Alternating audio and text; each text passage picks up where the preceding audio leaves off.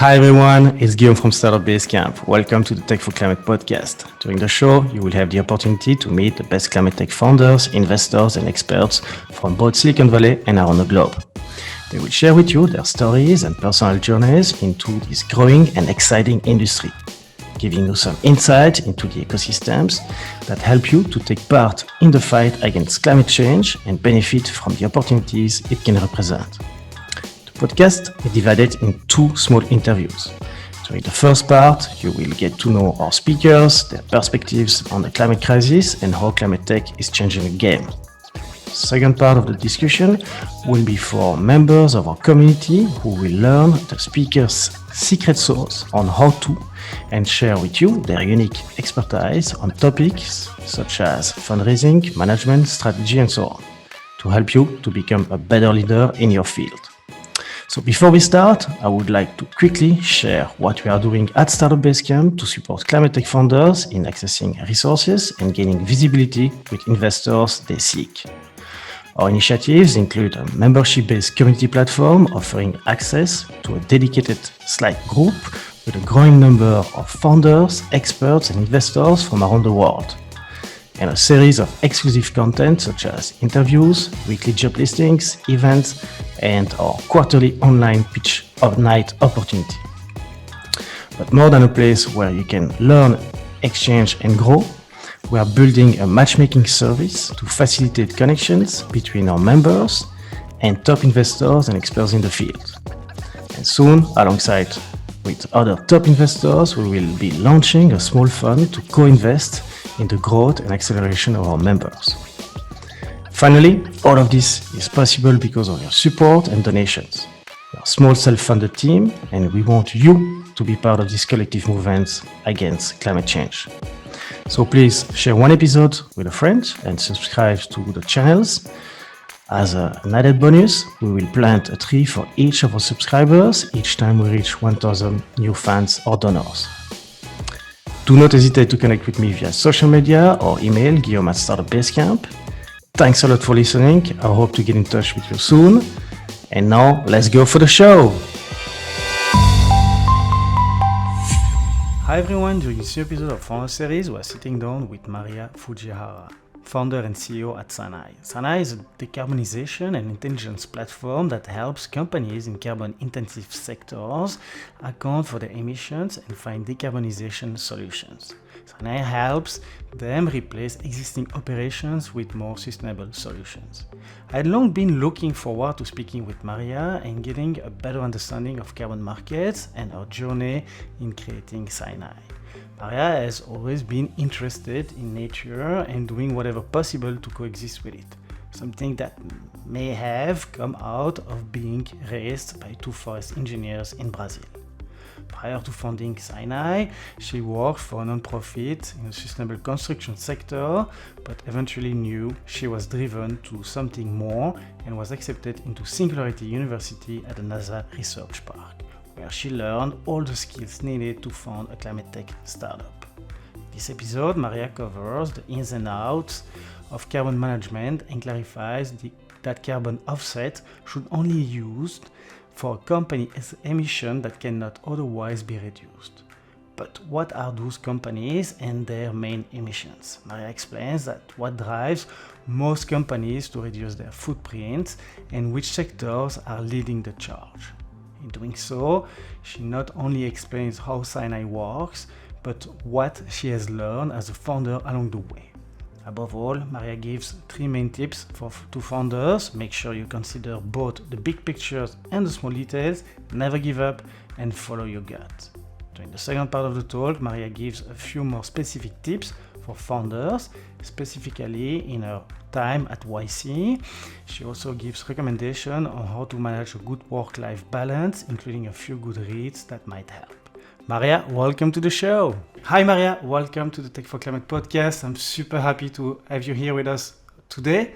I believe it's going to be a great opportunity to hear your story and learn more about your exciting adventure to decarbonize our economy with SINAI technology. So welcome to the show.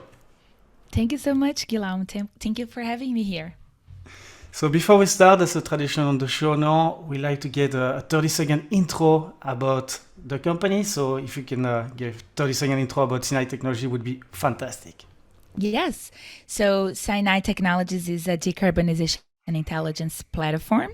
We help companies in carbon intensive sectors, which means the biggest polluters in the world, to account for their emissions and to find solutions for decarbonize.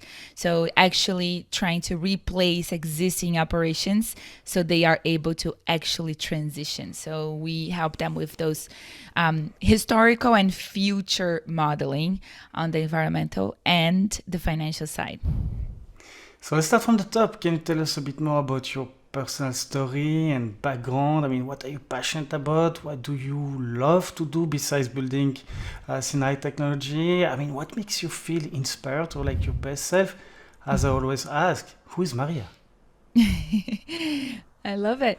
Well, I guess I've always been very passionate about the environment and nature and planet Earth. I'm very passionate about all different types of beings, plants, animals, and humans. And I think I just have always tried to understand how to co-create and how to live in harmony with all of those beings. So so I grew up in a family of forest engineers. Both of my parents are forest engineers in Brazil, and they always are very passionate about plants. I mean, a lot about plants in my house growing up. And I think that set up the ground very nicely for, who I came to be. And I think this is so important, to be honest, to teach kids very early to be in connection with the environment, to be connected to Earth, to, be passionate about other beings. And this is not only plants and animals, of course. I mean, I think they are all part of the same. And I don't know, I think I've always had this greater good as well, like how to help the society overall, and not such on a selfless point of view. So I started my career in working in the sustainable construction industry. But I've always worked, or I worked most of my career for a nonprofit. So I've always been very interested in understanding, like how can I help the greater good, the greater impact society overall. And for me, money has always been just a consequence of my passion and my work. I have never done this because of money. I think it's just, again, like I said, a consequence of my good work and what I'm doing good for the planet. So I've always just really follow my guts, my dreams, my passions, even though I'm very data driven and I love to see, results and how data can actually make a difference. I mean, we are a very data driven platform. We do a lot of math and calculate impact from an environmental perspective and financial perspective. But I do ponder that those data driven decisions with gut decisions and feelings and dreams and passions, because ultimately it's not every single decision that can be data driven. We need to follow our things without having data. and I guess that's what took me here today, to be honest. And from here to our next levels and our next phases of growth, I think it's going to be a mix of both, like continue to trust my gut and which pathways we should take, but also but now trying to do this with more data driven decisions. I don't know, I mean, maybe I went too far, but I think that's kind of how I see myself. No, I think it's super interesting and very exciting, and we'll definitely dive into the SINAI and the platform after that. So, but before that, like you already uncovered a bit your story. I mean, you're from Brazil. You worked in, as you mentioned, non-profit prior to that, prior launching the company. So tell us maybe, about those different work and life experience during that journey that led to the starting the company, that in a way gave you an edge to start the company and be maybe a more successful, or at least like a better prepared CEO, I would say. So do you have like maybe one or two gold nuggets of experience where really like helped you to go to that step? Yeah. Yeah, exactly. I'm from Brazil originally, and I moved to the US roughly 6 years ago to take a break from my previous work. I came here literally I started in San Diego, California. I needed a break from my previous life, and I wanted, and again, like I said, just following my gut and my heart telling me, my heart was telling me to come to California, and I just came. So it was nothing planned, or like normally how people come to the US, right? They normally come through universities or jobs, or sometimes just legal and try to figure it out. I guess I came to take a break, and I wasn't really expecting to do anything here, to be fair. I just needed to leave Brazil, and just because I needed to know what was out there, and to leave my bubble and my comfort zone. And when I was in San Diego, I got accepted into this program. Okay, to be fair, I tried to apply to some jobs when I was there, and I never got moved to any phases. So I guess world was already telling me, like, you're not gonna have a normal job after this. And the only thing that I applied to and I got accepted was this program in Singularity University, which was at the time inside NASA headquarters here in the Bay Area in Moffett View, which is Mountain View.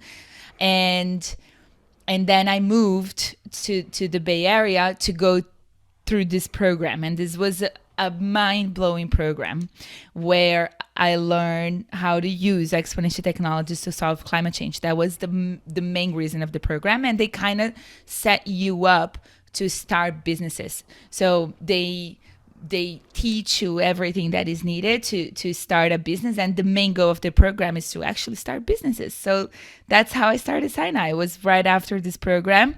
I think a lot of the ideas were mature during this program, but after the program, but of course it was, basically based on my knowledge before that and where I thought the world was going. During the program, I created a company that was about helping governments and cities to be more sustainable, and that was a mistake because it's super hard to sell to governments, and that was the pivot time that I realized that I needed to tackle corporates, and then I changed, and then I started SINAI. It was another company, and I guess to reply to your question, you're saying what were the things that helped me? I guess is I normally I would say that basically three things. One is you have to zoom in and zoom out all the time, because it doesn't matter just having a big vision and a big picture if you don't know exactly what you need to do tomorrow or what is the exact step by step for you to get there. So zooming in and zooming out is a necessity for every founder to have, like, know all the details and the commas and the dots of your solution, but also know what's going to happen in 10 and 20 years. So you need to have that layout pretty well. And it doesn't happen like this. It's a process, right? You're going to have to zoom in and out many times and you're going to have to continue to do this. I still do this so much, forever, basically. And then I think the second point is never give up. I got so many no's and so many, like, literally the carbon accounting space 5 years ago was nothing compared to what it is right now. Imagine 10, 20 years ago, it was even more nothing.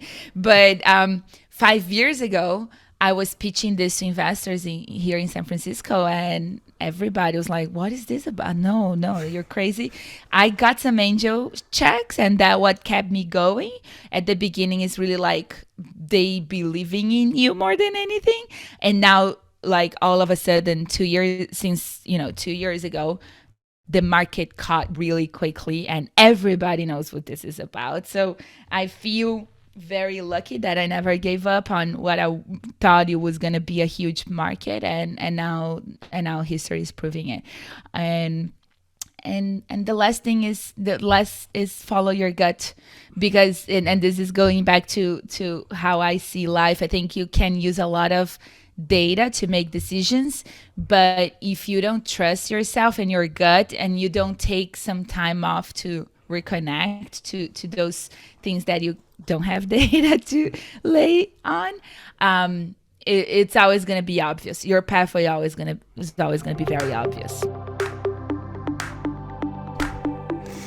So you mentioned that you're in the US, you are taking this break out of Brazil. We know your roots and your attachment to nature and to being immersed in this family of agroforestry engineers, if I recall it right.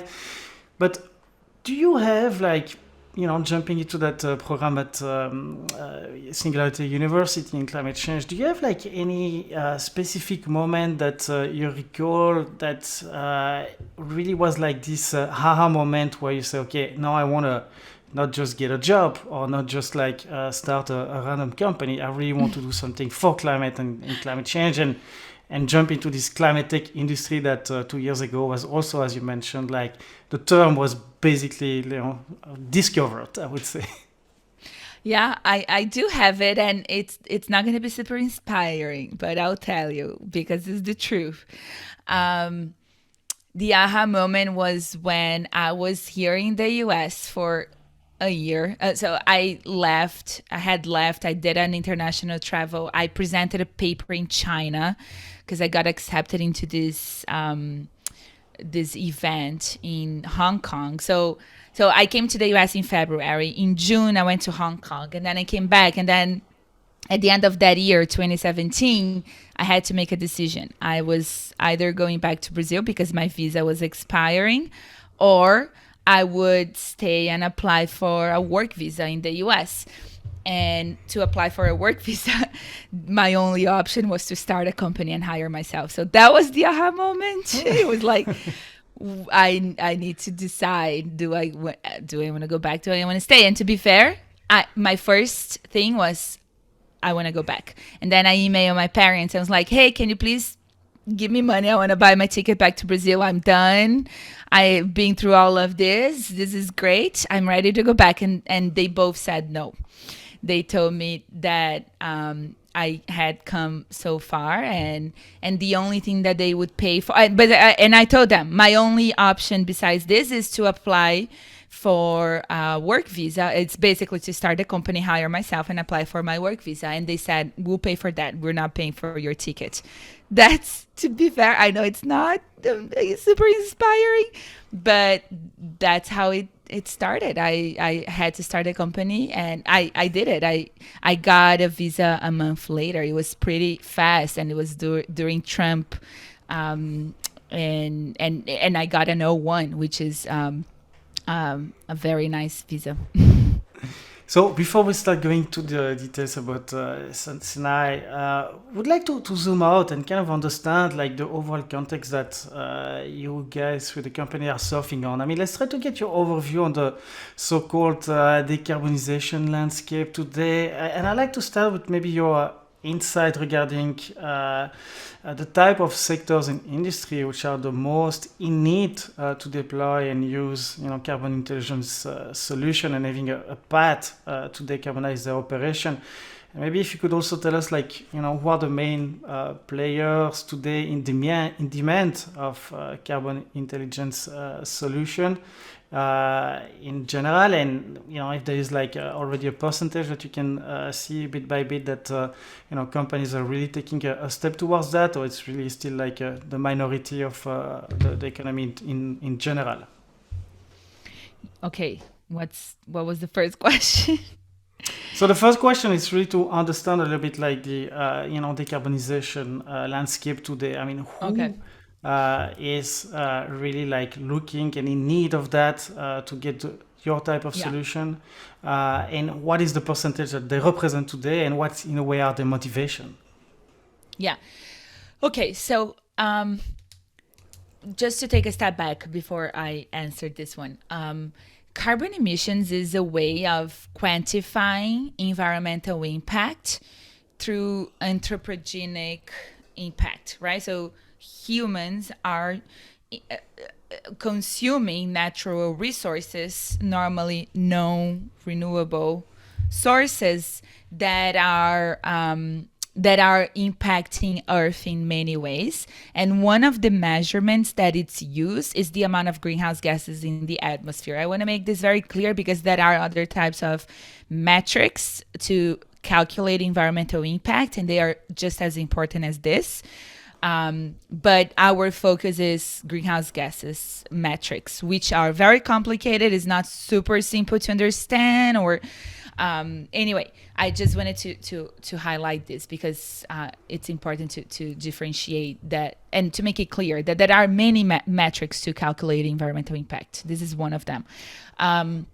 So when basically greenhouse gases impact, they have been calculated for over 20 years, right? Kyoto Protocol was the first protocol that defined which are the greenhouse gases and how to track them in the atmosphere and so on. And companies have been doing this up to today, mostly for reporting reasons, meaning there are a bunch of investors that are asking for the data, or there are governments that are asking for that data. And that data means what's your greenhouse gases impact and total number and how much you are emitting. And this is fine. You know, I think it's important to report. But I think the big changing point that we are seeing now in society is that reporting is not enough anymore. Only reporting is not enough. Of course, it's important to know what has been your historical impact so you can better predict the future.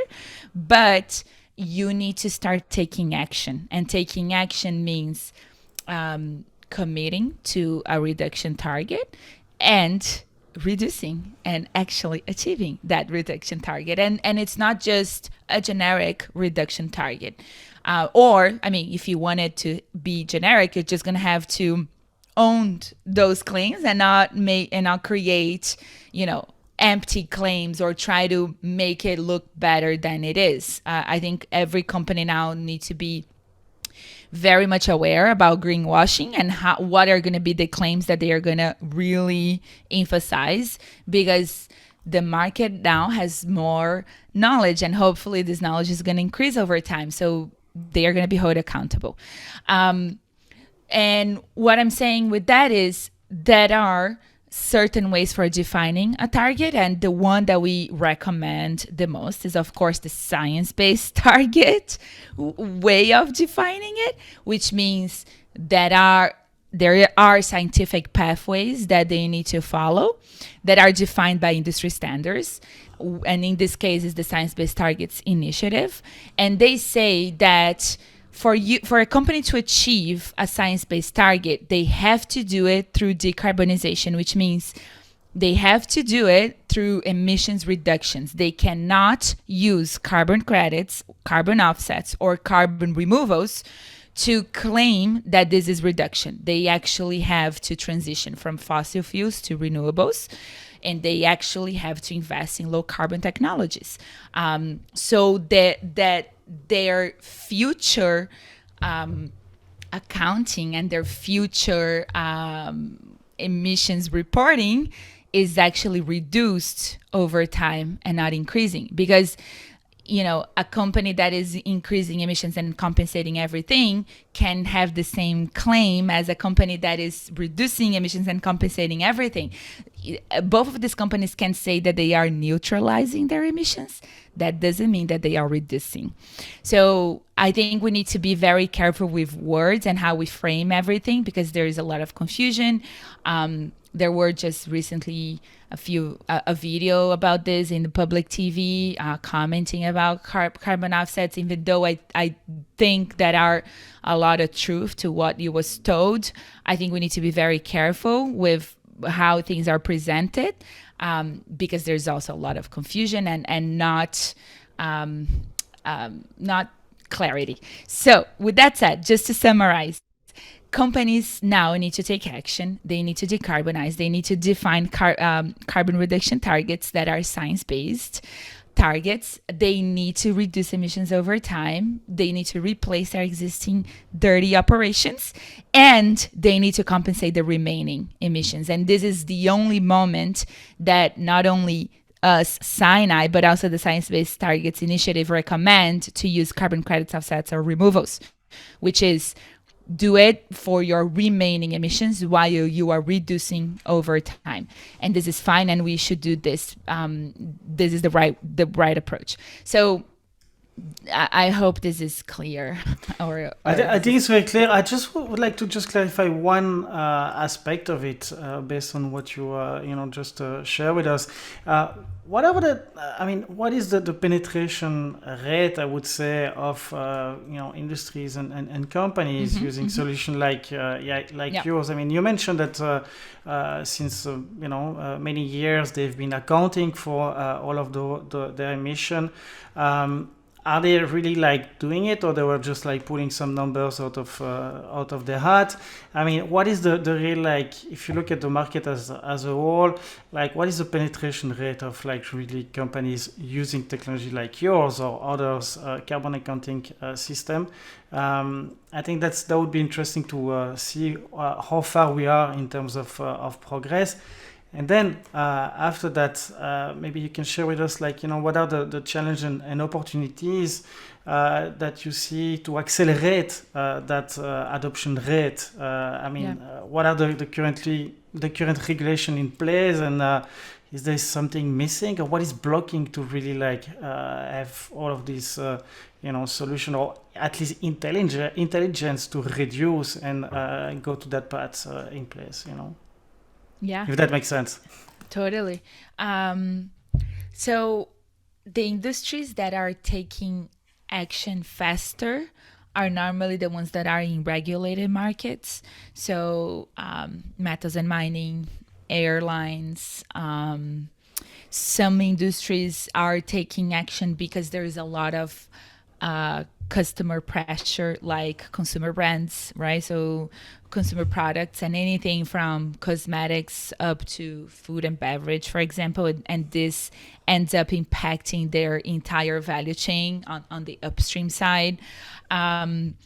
Chemicals are definitely in regulated markets as well.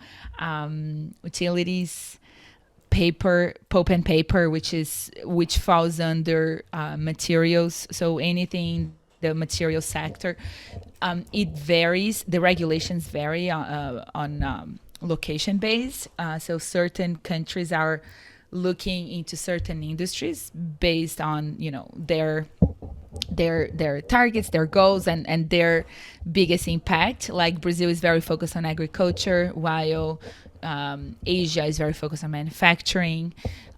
US is definitely focused on energy, because those are essentially the biggest sources of emissions for those countries, and of course it ends up being their biggest points of their economy as well.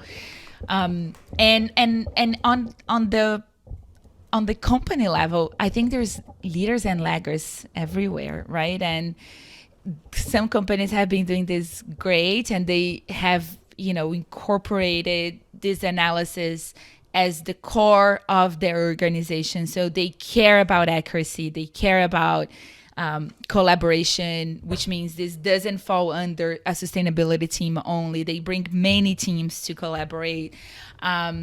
And others don't. Others just care about a number, and they don't care about where the number came from. So that number can be highly inaccurate, and they don't care, and they are not going to verify it, and they're not going to bring an auditor to it. So this is, I think, where the rubber hits the road, because if these companies are they simply don't care about which numbers they are using, we are fated to face a huge accounting issue, which means if now that, and this is a problem that is happening right now. So as countries start to define the policies for adopting the Paris Agreement, so Brazil is doing right now, and there are many countries in the developing world that is doing right now, and the World Bank is leading some of those conversations. They are doing top-down policy analysis. So for example, Brazil is trying to define, they just launched their carbon markets under a presidential decree, which was an amazing accomplishment given the current government in Brazil. So they actually signed, and it was approved by the Senate, so nobody can change it anymore. So now they have to keep going, which is great. And what they're going to do is, based on Brazil overall targets for reduction, they're going to sign each amount per industry. Of course, agriculture is one of the biggest ones, but there's also energy, transportation, and metals and mining, if I'm not mistaken. And then they're going to assign targets at the company level. So each company is going to have their own targets as well, at least the biggest players.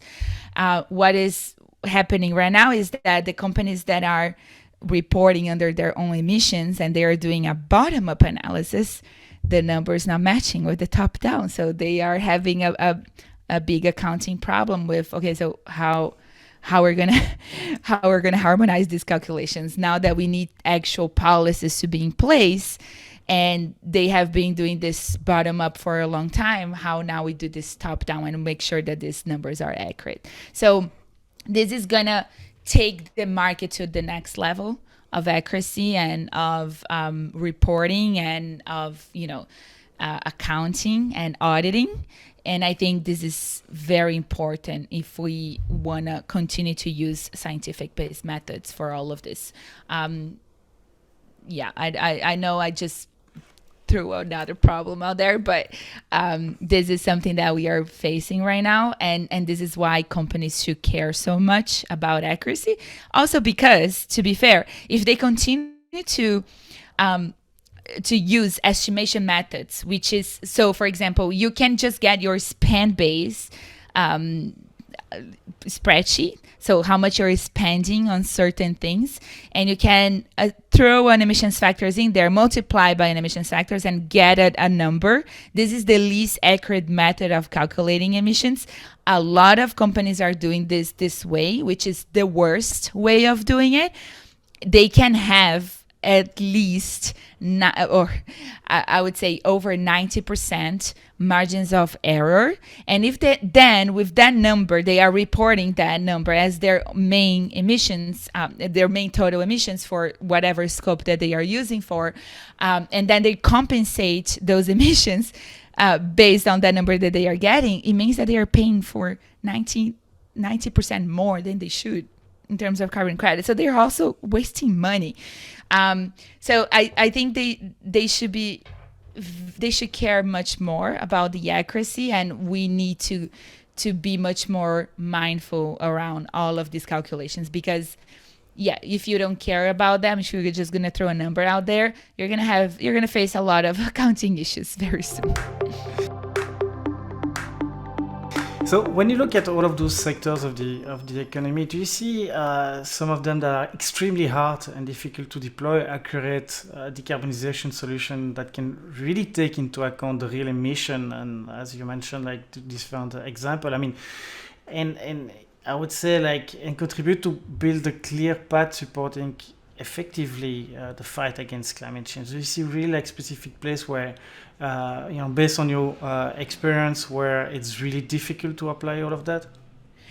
To be fair, we are so behind that I think the biggest challenge right now is just having the money to invest. There are so many technologies that could be applied tomorrow and that are not yet because of lack of information, lack of data, lack of knowledge. I don't see any industry, and we have customers in 20 plus industries across 60 plus countries. I haven't come over any company having like a technological issue of implementing anything that would make them reduce all of the issues that they have right now is financing. Okay. So to close this section before jumping into SINAI, as everyone knows, and you mentioned that a little bit prior of the interview, there's always this controversy around like carbon offset solution, and I know that offsetting can, pricing carbon and offsetting the remaining is part of the value chain of the company. So according to you, what is the real impact that carbon offset could have on slowing down climate change? Is it something necessary and achievable, or is it more like a buzz greenwashing tool that in a way big emitters can leverage to still emit and not really perform the necessary change to decarbonize infrastructures? I mean, what needs to change? Yeah, I guess this is back to my point of what I was saying before. I think it's fine. I think the only moment that carbon credits, offsets, removals play an important role is when they are being used for the remaining emissions. And when I mean about remaining, it means the company is reducing and there are some leftovers that they cannot reduce. So they either achieved a limit of reduction in that year, or that's everything that they can do about it. They cannot do anything anymore. So I think it's fine, and carbon credits and offsets are actually associated with great projects that should be implemented no matter what. I do have a criticism against additionality. I don't think that that should exist anymore, but that's a separate conversation. But I think they just need to be careful on how to position and be very transparent about their claims, because they might get into a trap, exactly like the one you're saying. Maybe, an oil and gas company is going to claim that they are compensating for everything and not really transitioning. But at the end, if an oil and gas company doesn't change completely their business, they're not going to transition, and they know about that. And it's that's the hardest conversations that they need to start considering. So let's go deeper into SINAI technology. I mean, what is the story behind it? And you already spoke a little bit about that during your time at Singularity University program. I mean, who is it for? What's the gap? Which gap did you identify initially that led to the current version of SINAI? I mean, why did SINAI technology have to exist in a way? Well, I guess if we want to keep planet Earth, I think SINAI needs to exist together with many other. To be honest, I don't think we're going to do it alone. We need, it's a systems problem, right? We need changing in many parts of society. But if we don't bring the information, the data that is needed to start making those decisions and moving the needle, I don't think there will be humanity to tell anybody to tell the story in the future. So this is the most important problem everybody should be thinking about. And if you're not worried, I mean, I don't know which world you're living, but that's just my opinion. So what was the initial gap that you identified? I mean, you mentioned that you wanted to sell the product and the platform to entities like states or governments or administration, and you realized that maybe it was better and more efficient to go on the corporate side. What was this initial gap that really was the fundamental moment to start a company? And then we'll go into the process and how the product side works and everything. But let's start with... So at the beginning, I think I had this... I just started, because I'm a very systems thinker. I just started with the broader picture, thinking I want to live in a sustainable city. I want to live in a sustainable environment. And I think this needs to be connected across the board. So I thought that the problem was approaching its cities and governments. But but citizen governments were created by humans, and therefore we have so much bureaucracy and complexity and problems in the system itself that it would make the business very unviable. I mean, I do recognize that there are many other startups trying to disrupt the GovTech, but it's tough. It's really hard, especially because governments in developing countries like mine are absurdly corrupted, and they don't care. They don't care. We are electing people that don't care about people, but that's a separate conversation. I'm not gonna get in there. I will say though that after looking at where majority of emissions come from, and where is the biggest impact that I could make, I realized it was on the carbon intensive sectors, meaning the biggest polluters in the world are companies that are in those sectors that I've mentioned before, oil and gas, chemicals, electronics, metals and mining, food and beverage, components, utilities, transportation, etc. So those are the biggest polluters in the world, and they have zero solutions for them right now. Or the solutions that they have are basically the top 5 accounting firms in the world doing consultancy that is not taking them anywhere, because after the consultants deliver a report, it's already outdated. So the reports that are being delivered right now are already outdated tomorrow. The companies don't know what to do with those reports, those static reports that don't take them anywhere, don't make them think, or don't make them act. So I saw this huge opportunity of, helping the most relevant sectors in society to change and to do this through technology and through software and in a much more efficient and cheaper way. This is how it all started, basically.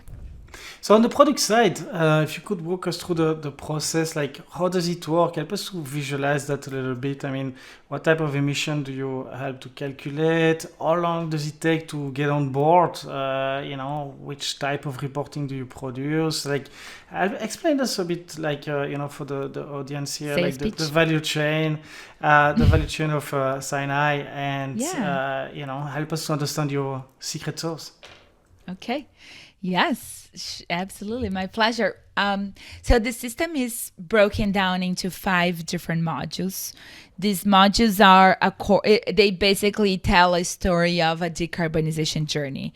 So we take customers on this journey. We help them to take the first steps and to take the 100 steps after those, which means looking back into the past so they can predict the future, right? And understand where are they going to be and define assumptions and premises for their businesses.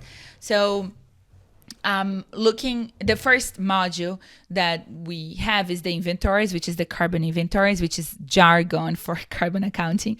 But it's basically, yes, so I need to understand where I am and where I've been so I can understand and plan for the future. This module is really basic accounting. We have many different features in that module specifically, but essentially what it does is it looks at the past and the present and give them a number of all their scopes 1, 2, and 3, with multiple methodologies and many other ways of doing it. I'm not going to get into too many details, but it gives them a number of where they are and where they have been in the past. So this is basically data that they cannot change. It already happened. They have to swallow it and think about the future. That's how it works.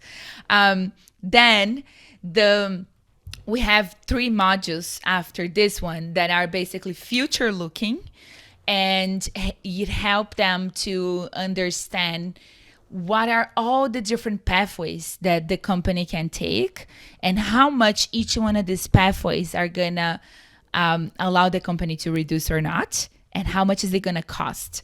And this is technically what we call climate scenario analysis. So they can analyze multiple scenarios. and define which one is the most cost beneficial one and target for that one, but change if there are any internal or external changes to the business. And this is why it's so important to define premises and track, just like we do for financials, which is exactly the same kind of thinking. So the business as usual is the first module that we help them to project. It's basically, if they don't change anything in the business, how the business is going to keep growing and emitting. So we allow them to model different policies and regulations and also different business growth assumptions in that module, because both are connected, right? So for example, if the US is going to become 100% renewable in the next 10 years, how this impacts my energy consumption, how this impacts my allocation towards energy efficiency, etc. So this is business as usual module. The third module that we have, which is our secret sauce and biggest differentiator, is the low carbon scenarios. So now that I define my baseline, which is created from your business as usual trajectory, what are the technologies that I can implement to replace those sources of emissions, and how much those technologies are going to cost me? Because changing LED bulbs is going to be completely different than implementing solar panels, and it's going to be completely different than building a hydropower plant. What is the most cost beneficial one? What should I be focused on, the short or the long term? How much CapEx do I need to invest? What is the OpEx? Is it going to generate revenue? Do carbon taxes influence on my analysis? So all of those questions, we help them to get answer through the system, and we help them to manage basically different projects. And then, yeah. No, go ahead. I was just wondering, like, how much, like, automation versus, human intervention goes into that process, and how replicable, or how, in a way, I would say, to use the tech term, scalable, your operation are, because it sounds that, based on industries and sectors, and there's probably a lot of, like, data systems that you need to go and grab data. I will cover a little bit that after. So how does it go? Does it work? And please keep going, because I'm sorry that I interrupted you, but I was boiling on the question. That's fine, of course. So we have databases, and the system has decision trees, right? So just like we have databases for specific emissions factors on the inventory side, and we recommend specific emissions factors to be used on certain industries and locations, we have the same for the policies and regulation scenarios, and we have the same for the technological roadmaps and the technologies that can be implemented. So we have a database with thousands of solutions that our customers can benefit from, and the same for the policies and regulations. So there are some automation in that regard, but the plan is to, of course, to be much more intelligent and to continue to build databases and include learning algorithms that are going to make the system much more intelligent and efficient as we grow the databases and the outreach. So right now, that is some sort of automation. There is some manual work, but the goal is to continue to improve on the automation side, if that makes sense. Yeah, for sure. In terms of capturing the data, like, you mentioned that you use different, science-based models, and to really, like, assess the quality of the data that you extract in terms of calculation of the past and the present in terms of emission. How, in a scale of, like, 1 to 10, how accurate do you think the data are that you're able to pull out today? And how often do you refresh them and in a way double check that what for the business and for the type of technology that is in place, or the type of operation, what you guys are able to pull out still makes sense, if you know what I mean? Yeah, no, totally. So we allow them to do project management in the system, and the data gets more accurate as they refine it. So we are collecting sector-based data that is public available, and that sector, it's basically kind of like, so let me give you an example. So let's say I want to implement energy efficiency in my house, but I'm not yet firmed on the best solution. So I'm going to look for LED bulbs. I'm going to look for implementing solar panels, maybe a wind turbine, maybe geothermal. So there are all these different solutions that I can implement. I'm going to look for roughly how much does it cost to implement each one of the solutions in the US and how much they are going to bring me in terms of environmental benefits. And then when I select one solution to go, or maybe two, then I need to understand how much is really going to cost for the size of my house in San Francisco and how much is it really going to bring me in benefits. So this is project management. We allow our customers to do that. So to model from a sector-based data up to all the way up to implementation, which moves from like 50% margins of error all the way to 5% margins of error, because they are really allocating capital. And if they don't have precise numbers, nobody's going to do it. And yeah, so that's roughly how it works. It depending on the company, they have their internal teams to do this, or they hire consultants, or we help them with our own teams. But like I said, we already have ways of automating a little bit of this process, and we are implementing more efficient ways to get to more precise data.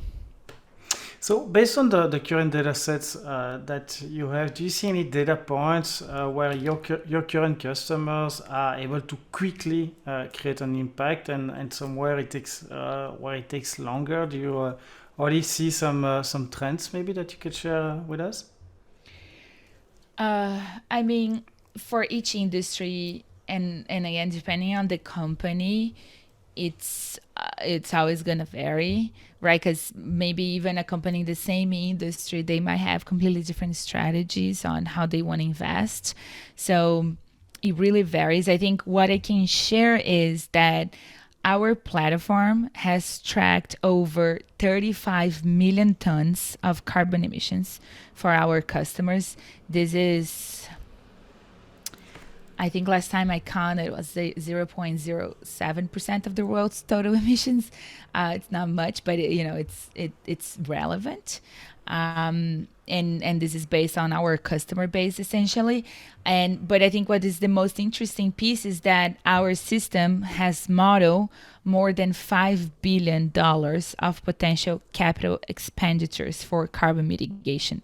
So these companies are bringing modeling a lot of different solutions that are going to need a lot of capex, and I think this is a huge, and this is the part that I go back to, which is the biggest bottleneck, because they need to access capital in much better terms to be able to deploy those technologies, and I think there is a big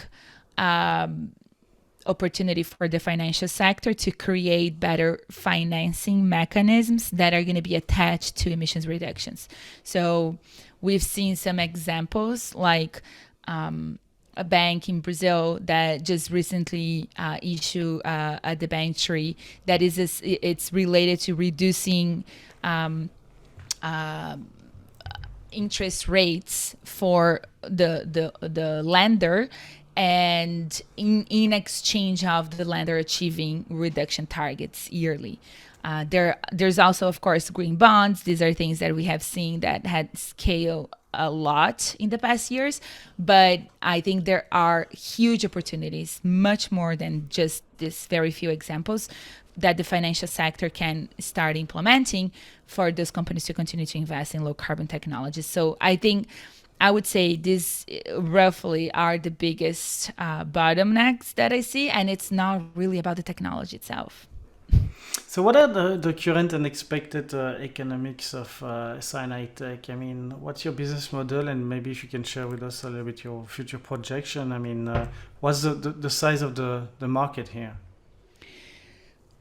Um, I think I see the climate carbon industry very similarly to the cybersecurity industry. I'm not an expert in cybersecurity, and this is just me trying to understand a little bit how to compare this. But I think that it's similar. It shows like a lot of similarities. When cybersecurity started, a lot of companies were not sure if they needed to implement that or not. What is a cyber attack? And then a lot of companies started to be attacked. They lost assets. They had a lot of liabilities, and they really and they actually just started doing a lot because there was so much regulation that came in place, and now every single company in the world has to think about cybersecurity and how they're gonna protect their data and their and how they're gonna comply with regulations, because there are a bunch coming in all the time. And this market all of a sudden, boom, exploded, and there's all these different solutions helping with companies to protect their data and their information. I think the climate tech industry and carbon in particular is similar. I think we are now at a point that companies don't know exactly what they need to do. Some of them are worried, others are not so much. The ones that are taking the first steps are definitely going to be better prepared for what's coming in the future. But this is going to be mandatory for every single company in the world. I don't see any place that a company doesn't know how much they emit and they are not reporting and tracking their impact. So it's what I mean by that is it's a huge market. It's a blue ocean, if I might say, because it's one of the last huge markets that we can go after. And I think it's going to be mandatory for everyone. So I don't know. I don't know if I can put a number on it like this, but I would say trillions of dollars. And what was your other question? Just about a little bit about the business model and the current economics of SINAI. Yeah, we are a SaaS platform, so we charge a license fee, annual license fee, just like any other SaaS, and they can access the system according to the functionalities that they want, and that's how it works. But our focus right now is enterprise, so medium to bigger companies. So it really depends on the types of assets that they own. That's going to interfere on the pricing, and yeah. That's how it works. Couple of more questions on my side for this first part of the interview. Maybe if you can just tell us a bit more about what we call the competition today. Even though it sounds that in the climate tech space we're more like in a collaboration, but there's still some competition. So in the EU, in the US, I mean, why you guys are different or maybe better? How do you compare your solution to other solution available in this more crowded market than 5 years ago, for sure? Yes, I think last time I counted, there were 200 new companies in the US alone. I mean, there's everybody's trying to now figure it out or to try to take advantage of it, which is fine. I think it shows that it is a big opportunity and they see it. But there's no company, and these 200 new companies are just on the carbon accounting side of it. And to be fair, I don't think they have any big differentiator. They are just maybe a little cheaper, a little better, I don't know, a little better in something that I don't even know. Our biggest differentiator is what happens after the accounting, and there's nobody doing this right now, which means how do you take action? How do I allocate capital? How do I actually reduce? How do I take the next 100 steps? And how do I continue to do this 10 years from today? Because all of these targets are 10, 20. They shouldn't be more than 20, but some of them are. So they need to figure it out how to do this year by year. They are not going to reduce everything that they need to reduce next year. So it's a continual progress. And this is our biggest differentiator, to track and measure progress and allow to deploy capital and transition and really transition from what they are doing to where they need to do. So what's next for SINAI Tech, and what needs to happen to reach that next step?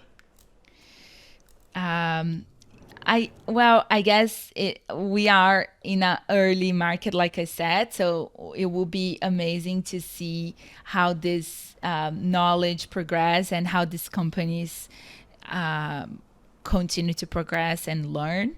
And honestly, I mean, regulations are always great. So if the more regulations, the better, right? For us, at least, it creates the urgency that certain countries don't have and others do. But I would say U.S. is just waiting to regulations to come in place, and which I think is great.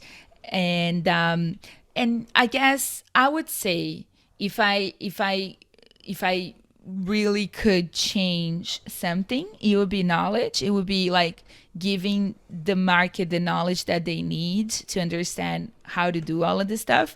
They would be, as if they had the knowledge, they would be asking the right questions. They would be looking for the right solutions. They would be thinking in the longer term. And I think right now it's just too messy, and they are learning. So it's tough to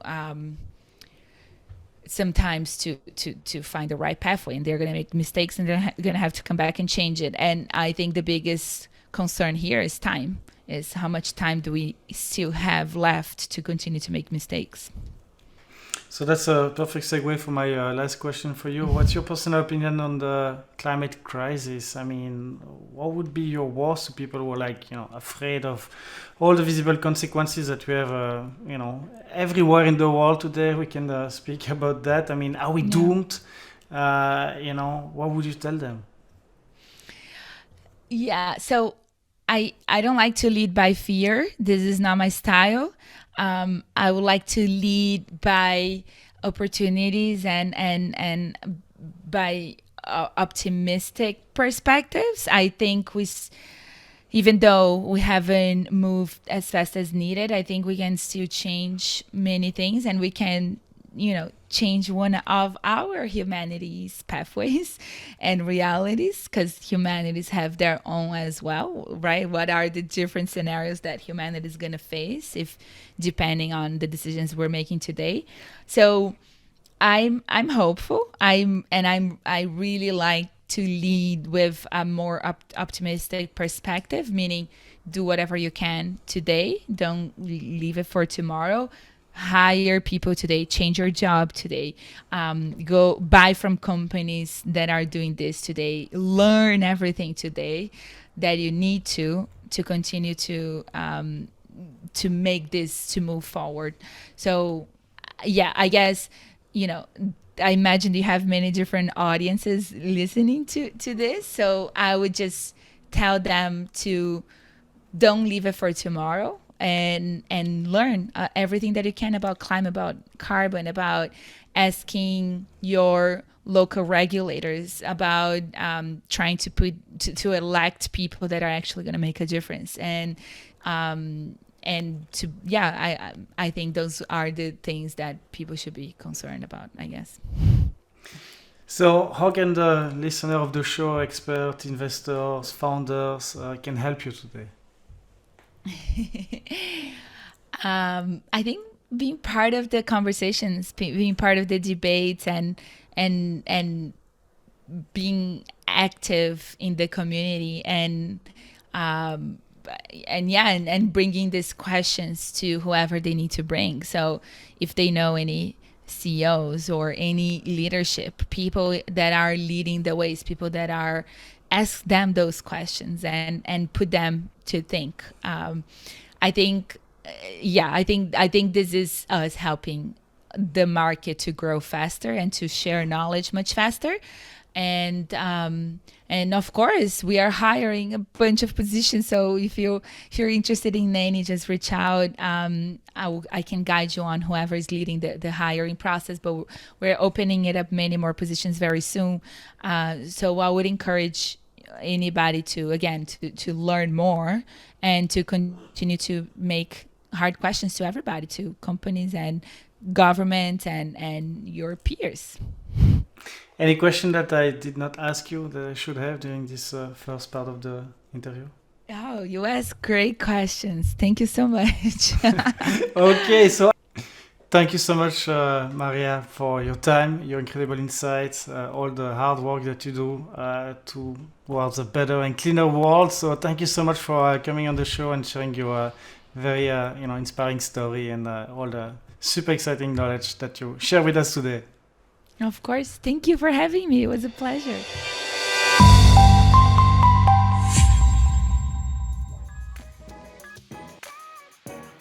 Hi, it's Guillaume again. Thanks for listening. I hope you enjoyed the show. As I said, do not hesitate to share an episode with a friend. Also, if you value the work we do for the climate tech ecosystem, here is how you can contribute to it.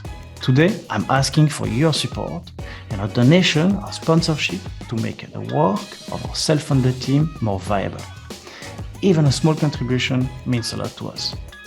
In any case, I will invite you to subscribe to our channels and visit our website startupbasecamp.org to discover more episodes like this one. And get your membership to access all our members' exclusive content. So remember, all of this is possible because of your support and donation. And we want you to be part of this collective movement against climate change. Let's keep in touch, and I hope you will enjoy our next show with us.